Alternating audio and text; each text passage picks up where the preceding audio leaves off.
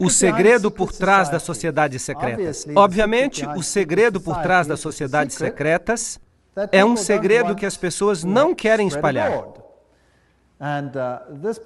Esse tópico particular é tão sério que eu não me aventurarei a dizer nada, ou pouco. Em vez disso, eu vou deixar a história e as citações falarem por elas mesmas. Talvez seja tedioso ouvir citação após citação, mas o fato é que dessa maneira não sou eu que estou dizendo. É o fato histórico sendo colocado diante de vocês, para que vocês então decidam por vocês mesmos se o quebra-cabeças faz sentido ou não. Apocalipse 17:4. Achava-se a mulher vestida de púrpura e de escarlata, adornada de ouro, de pedras preciosas e de pérolas, tendo na mão um cálice de ouro, transbordante de abominações, e com as imundícias da sua prostituição. Há apenas uma única igreja no mundo inteiro que usa uma mulher com uma taça, e essa é a Igreja Romana. Aqui está a cidade do Vaticano. E aqui está uma mulher segurando uma taça. E ela é chamada Fides em todos os documentos. Fides. Agora, o que isso significa? Bem, vamos a uma boa fonte maçônica. Albert G. Mackay, o Manual da Cabana. Era um maçom de grau 33. E vai ficar claro o que isso significa. Ele diz: a mão direita tem em todas as eras sido considerada o emblema da fidelidade. E nossos antigos irmãos adoravam a divindade sob o nome de Fides, ou fidelidade, que era às vezes representada pelas duas mãos direitas unidas, e às vezes por duas figuras humanas, segurando-se mutuamente pelas mãos direitas. Numa foi o primeiro que erigiu o altar a Fides, sob o qual o nome da deusa dos juramentos e da honestidade era adorado. Então significa honestidade e fidelidade, mas é também o nome de uma divindade feminina. Agora, Apocalipse 17:5 chama essa instituição de a mãe das prostitutas. E Apocalipse 18:7, ela diz: eu me sento como rainha, eu não sou uma viúva, eu não lamentarei. Então ela pode ter perdido filhos durante a reforma, mas ela vai consegui-los de volta. Isaías 47:8, eu sou e não há nenhum além de mim, eu nunca serei uma viúva, ou sofrerei a perda de filhos. Ela vai controlar o mundo em um sentido espiritual. É isso que o poder diz. Agora, é interessante que o Vaticano, recentemente, em 5 de setembro de 2000, publicou o Dominus Iesus. Ela diz: as outras igrejas não são nossas irmãs. O Vaticano insiste. Deve sempre ficar claro que a única igreja santa, católica e apostólica universal não é a irmã, mas a mãe de todas as igrejas. O cardeal Ratzinger disse que ele é o cabeça da Inquisição. Eles não chamam mais de Inquisição. Eles agora chamam de a Congregação para a Doutrina e Fé. Mas é a mesma coisa. Ainda funciona no mesmo edifício. Agora, ela não é a irmã, mas a mãe de todas as igrejas. Isso quer dizer que todas as outras igrejas se sujeitam a ela, certo ou errado? É isso que ela diz. Em Apocalipse 13, 1-2, está escrito: e o dragão lhe deu seu poder e seu assento e grande autoridade. Que declaração! Uau! O dragão lhe deu poder? Em outras palavras, esse poder vem de outra fonte. Mas, será que o catolicismo não prega o cristianismo? Sim, ele prega. Será que ele não prega Jesus Cristo como Salvador do mundo? Sim, ele prega. Mas ele também prega a mediação através de outros mecanismos e através da igreja. Agora, é interessante que nas sociedades secretas há sempre duas doutrinas. Uma para os iniciados e outra para os goyim, os não iniciados. E os cavaleiros templários tinham duas doutrinas. Uma era a doutrina interna, oculta, esotérica. E a outra era a exotérica. Essa doutrina externa era o catolicismo. Por isso as massas receberam uma religião que os internos viraram de ponta cabeça. Entre os internos do ocultismo, Lúcifer é o verdadeiro filho de Deus. Jesus é um segundo filho que foi derrotado pelo primeiro, que foi expulso. Portanto, Lúcifer é o verdadeiro luminário, o vencedor da batalha. E ele receberá adoração no final do tempo. Essa sempre foi a doutrina da Cabala. Sempre foi a doutrina do gnosticismo. Mas é claro, não é o que a Bíblia ensina. Mas então o catolicismo não ensina o que a Bíblia ensina. Apocalipse 17, 12 a 14 fala: os 10 chifres que viste são os 10 reis que ainda não receberam um reino, mas que por uma hora receberão autoridade como reis juntamente com a besta. Eles têm um propósito e darão seu poder e autoridade à besta. Eles farão guerra contra o Cordeiro. Mas o Cordeiro os vencerá, porque ele é o Senhor dos senhores, o Rei dos reis. E com ele estarão que são chamados escolhidos e fiéis. Agora, hoje, vamos tratar de todo o capítulo 17. Mas os reinos do mundo, aqui representados por estes 10, darão seu poder ao sistema, assim como na Idade Média, e aplicarão a doutrina ao mundo inteiro. Muito interessante. Isso será a besta que sai do abismo sem fim. Agora, Gary H.K., em seu livro A Rota para a Ocupação Global, escreve assim: as antigas religiões de mistério vêm de Babilônia. E elas eram panteístas, é claro. Isso significa que Deus está na natureza. Deus está em tudo. O que, de fato, nos faz deuses também. Isso foi inculcado na Cabala, tomado na era cristã pelo que é chamado de gnosticismo. E os cavaleiros templários eram o centro interior secreto que tinha o conhecimento antigo dos místicos. Isso foi levado até o Rosa Cruz, a maçonaria e os Illuminati, que, de acordo com Gary K., controla o marxismo, as sociedades secretas americanas e as sociedades políticas, o sistema bancário internacional e o Concílio Mundial de Igrejas. Agora, isso é muito estranho. Será que o Concílio Mundial de Igrejas é controlado pela maçonaria? Vamos examinar isso com detalhes. E é claro, temos ainda o movimento da Nova Era, as sociedades teosóficas, e todas essas coisas controladas pelo mecanismo para anular e esvaziar a doutrina da salvação em Cristo somente. Essa será a batalha final. E para alcançar isso, esta mulher se escondeu e se disfarçou em roupas cristãs. E as pessoas recebem a doutrina Goyim e não sabem qual é a doutrina interna. Essa é completamente diferente. Bem, se lermos 1 Crônicas 16, 26, pois todos os deuses dos povos são ídolos, mas o Senhor fez os céus. Isso nos informa que a idolatria é algo que vem da terra.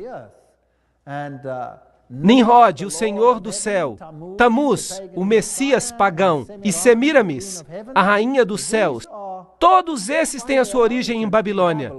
E se você passa pelas religiões que foram propagadas no Líbano, na Fenícia, em Babilônia, na Síria, na Grécia, em Roma, no Egito, na Índia, na China, no México e na Escandinávia, você tem a mesma figura sob nomes diferentes. Baal, Tamuz, Astorá, El, Baco, Astarte, Belo, Tamuz, Reia, Istar, Nino, Hércules, Beltis, etc., etc. E no Egito, Ra, Osíris, Oris, Ísis, Hathor. E na Índia, Vishnu, Krishna, Isidevaki, e assim por diante. Agora, o romanismo, a Igreja Católica, tomou essa trindade e transformou-a no Pai, na Mãe e no Filho, que significa que eles devem elevar a Mãe ao ponto da divindade. E veremos como eles fizeram isso, e que estão fazendo isso com a sanção do Papa. Assim, a verdadeira trindade e a trindade católica romana são duas coisas muito diferentes. Para os Goyim, são Pai, Filho e Espírito Santo. Para o círculo interno, são Pai, Mãe e Filho, que não são nada mais do que Baal, Tamuz e Astarote, se você quer usar os nomes antigos. Júpiter é o Deus que é adorado sob Petrus, a rocha. E ubi Petrus, ibi ecclesia, significa, onde está Pedro, está também a igreja. Então há aqui uma outra rocha que toma o lugar da verdadeira rocha. Cristianismo e sociedades secretas? Poderíamos resumir isso da seguinte maneira: a velha religião babilônica deu origem à Cabala, enquanto que os essênios e os outros, o gnosticismo, veio à existência e o gnosticismo foi fundado por Simão Mago. Isso vem de nenhuma outra fonte, senão a história da magia, por Eliphas Levi. Essa é uma importante fonte maçônica. Portanto, o gnosticismo foi fundado por Simão Mago. Então, esse gnosticismo, que é a doutrina secreta, foi eventualmente, através de muitas organizações intermediárias, levado até os Cavaleiros Templários. E os Cavaleiros Templários eram um grupo da Ordem Católica Romana, que foram colocados no sítio do templo para protegê-lo. E eles tinham fortes ligações com as sociedades islâmicas, inclusive com os ismaelis, os carmatitas, os fatimitas, os druzas e os assassinos. E esses são muito interessantes. E eu vou falar sobre eles quando falar sobre a conexão islâmica. As sociedades secretas, assim como os templários, tinham duas doutrinas. Uma para os Goyim e outra para os iniciados, os internos. As duas se opunham uma à outra diametricalmente. As sociedades secretas do Islã fazem exatamente a mesma coisa. Mas isso vai ser uma outra palestra. Agora, os templários, eles tinham a sua informação secreta interna, inculcada pela Rosa Cruz e pelos jesuítas. Os jesuítas, de novo, formaram e criaram a maçonaria. E a maçonaria foi criada como o braço protestante da Igreja Católica Romana. Eles não sabiam disso, eles foram enganados, iludidos, para fazer a obra que Roma queria que eles fizessem, para que Roma pudesse se sentar nos bastidores, enquanto a maçonaria fazia isso por eles, enquanto a maçonaria fazia isso por ela. Então não era ela, eram os protestantes que estavam fazendo, e não Roma.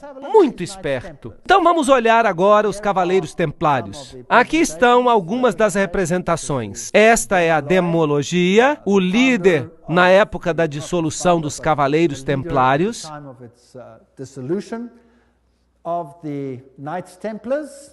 Era assim que se vestiam. Esse é um dos seus símbolos, e é um símbolo usado para muitas igrejas hoje. Sabiam disso? Muitas igrejas carismáticas usam esse símbolo. Isso é fascinante. Os Testemunhas de Jeová usam esse símbolo também. Vou dar uma outra palestra sobre isso.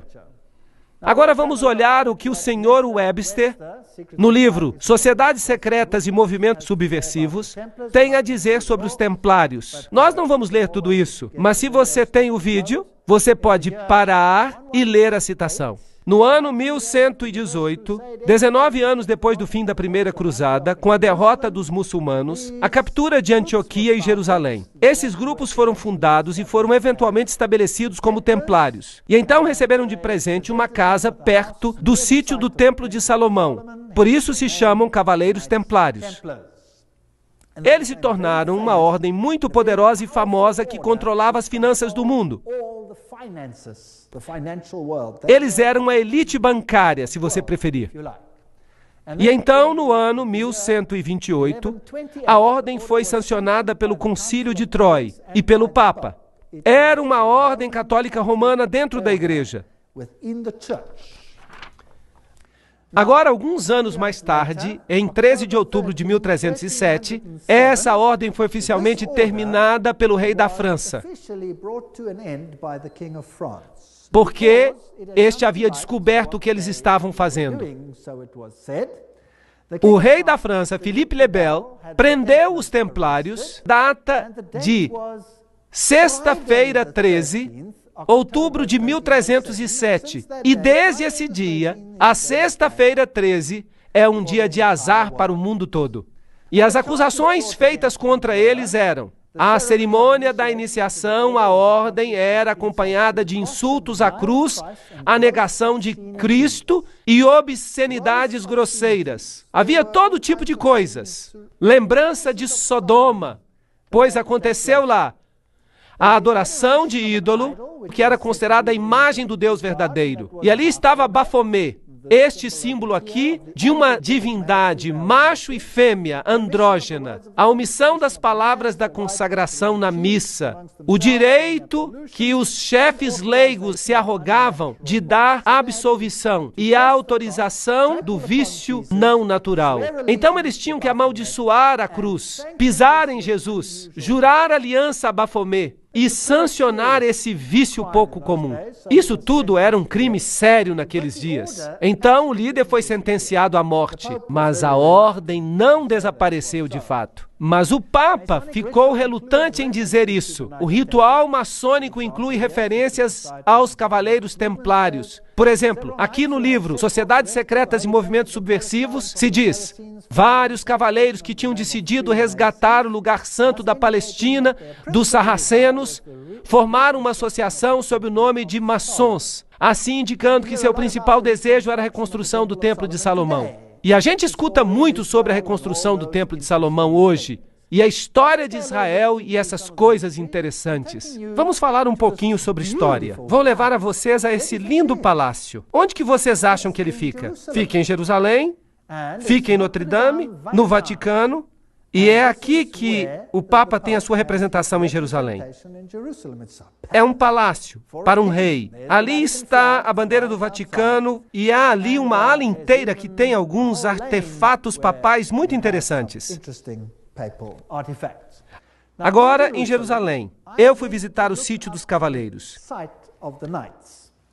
Aqui está o Palácio dos Cavaleiros, o patriarcado latino, onde eles tinham originalmente um sítio e os cavaleiros do papado agora controlam esta área. Esse é o símbolo que eles usam, que é usado por muitas religiões hoje. A Igreja Rema usa esse símbolo, por exemplo. Os guerreiros eternos, esse é o símbolo que eles usam. Ali beijam o anel do patriarca. Eles se tornam cavaleiros, como os demais cavaleiros. E eles incluem proeminentes banqueiros e indivíduos. Dentro da igreja você tem, é claro, a estátua de Júpiter como Pedro.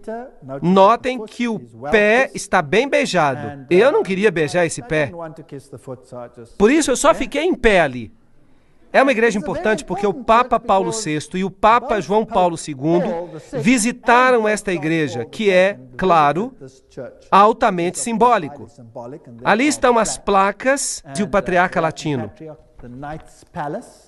Se vocês entrarem, há um altar interessante, e quando você olhar para o altar, você vai ver certas figuras ali. Esta é muito interessante. Vamos chegar mais perto. Conseguem ver a águia com duas cabeças? Esse também é um símbolo da maçonaria. Ali está, sobre o altar dos cavaleiros. E o que existe ali desse lado? Duas espadas seguras como uma bússola. Fascinante. Há muitas figuras maçônicas aqui. As penas da cauda, a águia, tudo lembrança do que você tem, por exemplo, no verso da nota do dólar. E todos esses outros círculos interessantes com o triângulo e com o sol ao redor dele. Os herdeiros dessa variação templária são os jesuítas. Agora, os jesuítas, é claro, são aqueles que por trás dos bastidores controlam muitas coisas. Eles foram fundados no dia 15 de agosto de 1534. Foram fundados por Inácio Loyola e foram sancionados pelo Papa no dia 27 de setembro de 1540. Então eles foram criados, por assim dizer, para enfrentar a reforma. Seu objetivo era destruir a reforma. Loyola queria que a ordem fosse a campeã da unidade católica. e, é claro, da submissão ao vigário de Cristo, o Papa. Isso era absolutamente essencial. Aqui você tem a instituição da organização de Loyola pelo Papa. Nesse dia particular. E há algumas analogias interessantes que nós encontramos aqui. Aqui, por exemplo, há uma analogia considerável entre os graus maçônicos e os jesuíticos. Os jesuítas também pisam no sapato, carregam o joelho, porque Inácio Loyola assim se apresentou a Roma e pediu a confirmação da ordem. Agora, tudo que eu falo tem uma citação junto. E se alguém ficar chateado com alguma coisa que eu disser, então telefone para as pessoas que disseram isso e fique chateado com elas, certo? Então é isso que faziam e é isto que a maçonaria faz. Então você tem aqui uma ótima ligação. Portanto, quem existiu primeiro? Os maçons ou os jesuítas? Os jesuítas existiram primeiro, claro. Deveriam obedecer como que a um cadáver. As constituições repetem 500 vezes que se deve ver a Cristo na pessoa do general. E se Deus lhe der um cachorro como general, você precisa obedecê-lo como se ele fosse o próprio Cristo. Aqui está a estátua de Loyola, num retiro jesuíta, Loyola em visão, a Sociedade de Jesus constituída na Capela de Notre-Dame, em 1534, agora a Capela do Sagrado Coração, em Paris, com muitas incrustações ocultistas. E aqui está o famoso juramento jesuíta que cada jesuíta faz quando ele se torna um jesuíta. Isso vai nos dizer algo sobre o caráter dos jesuítas. Ele diz, eu, e aqui você coloca o nome, na presença de Deus e de todos os santos, juro que Sua Santidade o Papa é o vice-regente de Cristo e é o verdadeiro e único líder da Igreja Católica, etc. Também diz aqui que este poder lhe foi dado pelo Salvador, Jesus Cristo, que dá ao Papa o poder de depor reis hereges, príncipes, estados, comunidades e governos. Tudo é ilegal sem a sua sagrada confirmação. Então ele pode destruí-los tranquilamente. Portanto, um jesuíta jura que se um governo não se sujeita a Roma, ele pode ser o quê? Destruído. Eu também declaro que eu ajudarei e assistirei e aconselharei a todos os agentes de Sua Santidade, no lugar onde eu estiver, e farei o máximo para acabar com os protestantes hereges e com as doutrinas liberais. As doutrinas liberais são doutrinas pelas quais você decide em que você quer crer. Você se atribui a liberdade de tomar a sua própria decisão, em vez de permitir que o Papa faça isso por você. E isso será destruído, e todos os poderes pretensiosos. E não importa onde você me envie no mundo, eu obedecerei. E eu prometo que eu não terei minha própria opinião. Eu obedecerei como um cadáver. E eu farei guerra, secreta ou abertamente, contra todos os hereges, protestantes e liberais, como me for ordenado, para destruir e exterminá-los à face da terra. Eu não pouparei nem idade, nem sexo, nem condição. Eu enforcarei, matarei, ferverei, tirarei a pele, estrangularei e enterrarei vivo estes terríveis hereges. Arrancar-lhes-ei os estômagos e os ventres de suas mulheres. Esmagarei as cabeças de seus filhos contra a parede, para aniquilar para sempre essa raça desprezível. Parece mesmo uma promessa cristã, concordam? Uma promessa muito cristã. Será que eles fizeram isso? Bem, eles esmagaram as cabeças das crianças valdenses contra as rochas para fazerem com que seus pais se arrependessem. No Império Otomano, e essa é uma história interessante, na Sérvia, eles pegavam as crianças, eles as jogavam no ar e eles as amparavam com suas baionetas. Não eram pessoas boas. Agora, você pode dizer que era o Islã, que não eram os jesuítas. Podemos debater isso. Falaremos sobre isso em outro momento.